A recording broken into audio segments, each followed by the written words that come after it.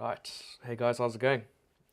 In this video I just want to talk to you about, oops, I got to change this quickly, the third series, the third series of videos on culture in the integration playlist. So I just want to give you an introduction to culture, and we'll just jump into the slides. Just a general introduction into culture and what I mean, and give you a little definition, something that you'll hopefully find useful, and give you the big picture of where we're trying to get to, show you some of the main components, and of course, when I do finish the series, hopefully you have all the components, all the details of the components fleshed out, and everything informing each other. Sorry. Right, so let's start off with the definition of culture. Now, of course, you Google, you'll find there's culture in terms of what people like you believe, Western culture, the Australian culture, so on and so forth. And then there's also culture as the sum of the West, say, the sum of all of its achievements in terms of knowledge. So it becomes like a popularizing term and also an extend term. So that's how people talk about culture a lot of the time. In terms of the category culture, the category of things that happen in reality, the order that we're trying to pull out of all that chaos to understand what's going on in reality. That category, I'm just sort of thinking of the interpersonal interpersonal interaction with reality, or the intersubjective interaction with reality.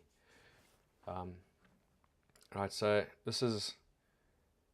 these are sufficient arguments that are going to grow this series, sufficient arguments adding to each other, becoming more exhaustive, but they're also preceded by a bunch of sufficient arguments that you would have to agree with more or less to start here. So if you haven't watched the series, the videos 1.0 onwards, videos 2.0 onwards, I suggest you do that. Or you can try, I'm sure you'll definitely get something out of it. So if you sort of agree and you understand, that's all good. We'll just go on from there. So this is building on from nature, which I sort of is described as your personal worldview interacting with reality, right? Your personal interaction with reality. So now, like I said in the last one, if you fail at this stage of developing a theory of knowledge or a theory of your consciousness, an order that explains your consciousness, I don't think you're going to get there. I think you're going to wind up here as well, where your interaction with reality deteriorates your worldview. Right, so your relationship with nature deteriorates. Whereas you want to get there. Now, culture, we're just replacing the worldview with an effective worldview in that diagram. And then we're going to expand that out. So we're going to flesh out this idea of an effective worldview. Right? So there's your worldview, and you've got a bit of overlap with an effective worldview, which is what takes place. Like say you're a socialist and you want Bernie Sanders to win, that's part of your worldview. And you would be incompatible to me, but let's just stick to the point for now.